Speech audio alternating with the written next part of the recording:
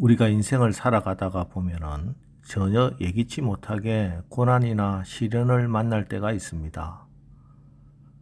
그러나 이런 고난이나 시련 가운데 우리는 종종 내 인생을 돌아보는 기회를 얻기도 하지요.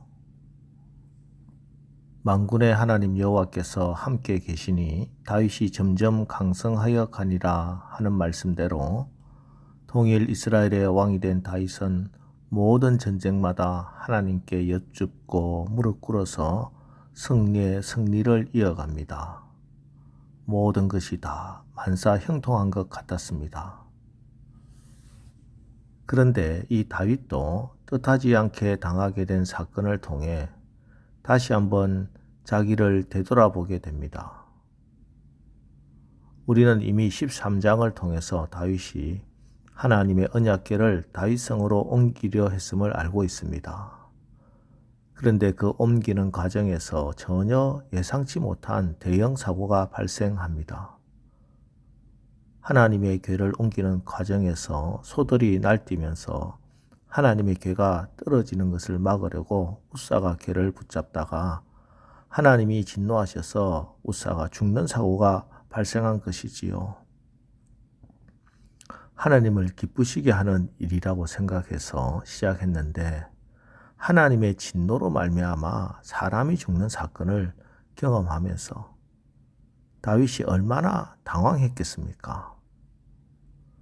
그래서 예루살렘 다윗성으로 언약궤를 옮기려 했던 원래 계획과는 다르게 하나님의 궤는 가드 사람 오벳 에돔의 집으로 옮겨졌습니다. 석 달 동안 그랬습니다.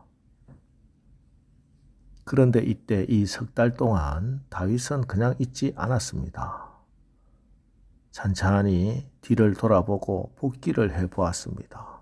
무엇이 잘못되었는지, 왜 이런 일이 일어났을까? 왜 소들이 뛰었을까? 왜 하나님이 진노하셨을까? 왜 우사는 죽어야만 했을까? 다윗은 하나하나 찬찬히 그 문제를 살펴봅니다. 그리고 깨닫습니다. 방법과 과정에 문제가 있었다는 것을. 동기는 정말 선한 동기였죠. 하나님의 궤를 나라의 중심인 예루살렘 성 수도로 모셔오고자 하는 동기. 그 동기에는 추워도 조금의 부끄러움도 없었습니다. 자, 그렇다면 과정에 무슨 문제가 있지 않을까? 살펴보았더니 하나님의 말씀대로 행하지 않은 것이 문제라 하는 것을 발견합니다. 오늘 본문 12절 13절 말씀입니다. 그들에게 이르되 너희는 레위 사람의 지도자이니 너희와 너희 형제는 몸을 성결하게 하고 내가 마련한 곳으로 이스라엘의 하나님 여호와의 궤를 메어 올리라.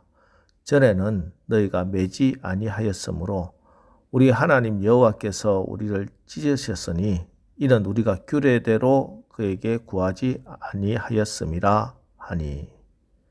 규례대로라는 말. 하나님의 말씀에 하나님의 언약궤를 옮길 때는 레위 자손 제사장들이 어깨에 메고 걸어서 옮겨라 하는 규례.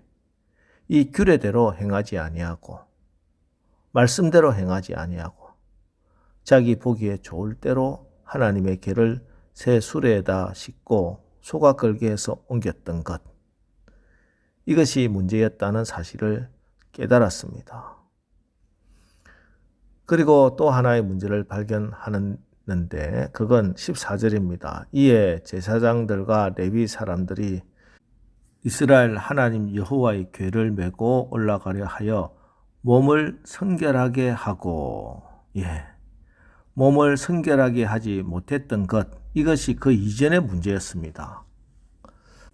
아비나답의 아들 우사는 몸을 성결하게 하지 않고 평소에 자기 집에서 하나님의 궤를 관리하던 그 모습 그대로, 평소에 그 마음 그대로 그 언약궤를 그냥 끌고 가려 했던 것, 그것이 그에게 죄가 되어서 소들이 뛰었고 우사는 궤를 잡았고 우사를 하나님이 치셔서 그가 결국 죽게 되었구나. 이런 깨달음이 온 것입니다. 이처럼 다윗은 그 고난과 시련을 통해 하나님의 말씀을, 하나님의 법을 깨닫고 나서 그 문제를 고쳤습니다. 그래서 레위 자손 제사장들을 불러 모으고 메고 가라고 하고 몸을 성결하게 하라고 명령했고, 그리고 하나님의 궤를 메고 올라가서 결국에 다윗성에 무사히 언약궤를 모셔드렸다 하는 오늘 말씀입니다. 이처럼 오늘 다윗은 사람이 죽게 되는 어려움을 겪고 나서야 비로소 하나님의 언약궤를 옮기는 것은 하나님의 임재 앞에서 예배자로 서는 것임을 깨닫게 된 것입니다. 그리고 이제는 말씀대로 기쁨으로 언약궤를 매게 했습니다. 사실 우리가 살면서 겪게 되는 온갖 고난의 그 모든 뜻을 우리가 다 이해하기는 힘들지요. 그러나 우리가 이해할 수는 없다 하더라도 하나님이 허락하신 고난에는 분명 하나님의 뜻이 있습니다. 종종 큰 시련이 우리를 사소한 것, 부차적인 문제에서 본질적인 문제로 눈을 돌리게 해서 말씀으로 하나님 앞으로 우리를 돌아가게 합니다. 그래서 시편 기자는 이렇게 노래합니다. 시편 119편 67절 고난 당하기 전에는 내가 그릇 행하였더니 이제는 주의 말씀을 지키나이다.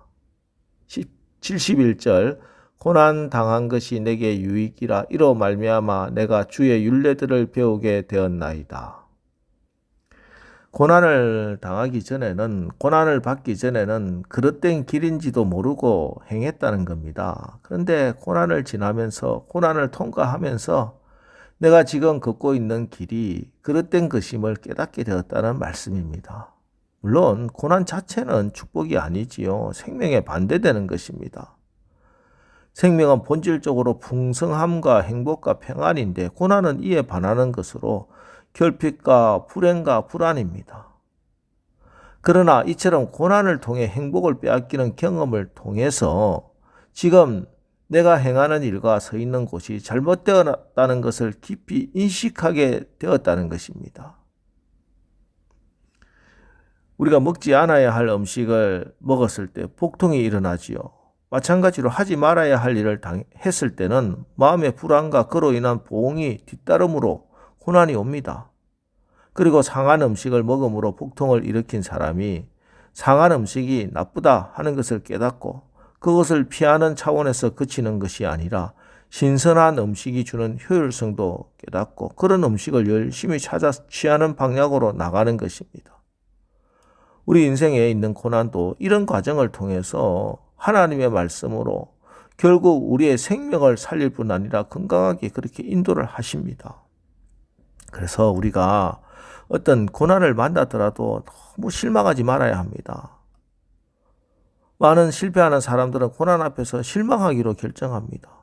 부정적인 면만 보기로 선택합니다. 고난이 유익이기는 하지만 모든 사람에게 유익인 것은 아닙니다. 길을 찾으려 하는 사람에게는 유익이지만 삶을 포기하려는 사람에게는 모든 것의 끝이 되고 맙니다. 여러분, 고난 가운데 실망하는 것을 거절하십시오. 이 고난의 광야를 돌아서 피해서 갈 수는 없습니다. 광야는 통과할 수밖에 없습니다. 문제보다 하나님께 초점을 맞추십시오. 하나님의 말씀으로 나를 비추어 보십시오. 그렇게 하면 됩니다.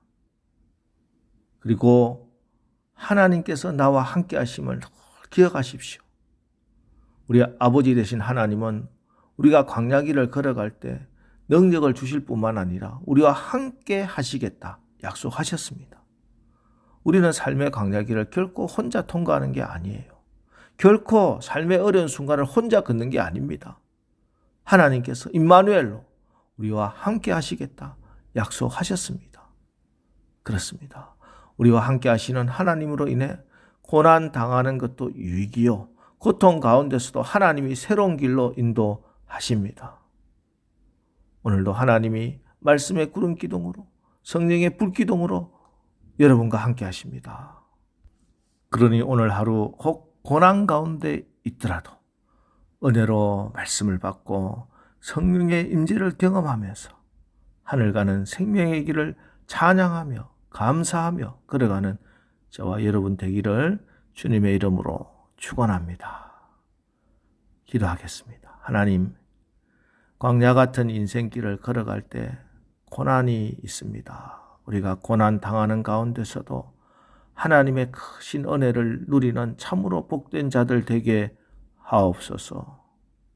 고난을 통해 혹 우리가 그릇 행하고 그릇된 길로 가고 있는 것이 있다면 깨닫고 돌이키게 하시고, 고난을 통해 더 크신 하나님의 뜻을 알게 하옵소서.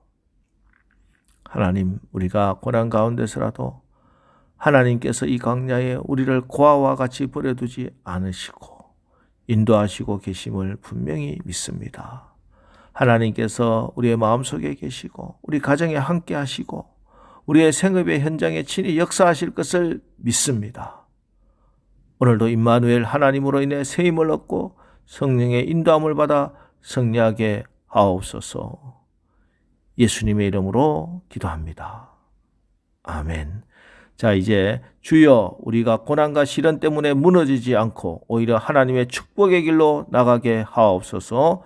오늘 말씀을 붙들고 우리 합심해서 기도하고 나가겠습니다. 우리 기도하겠습니다.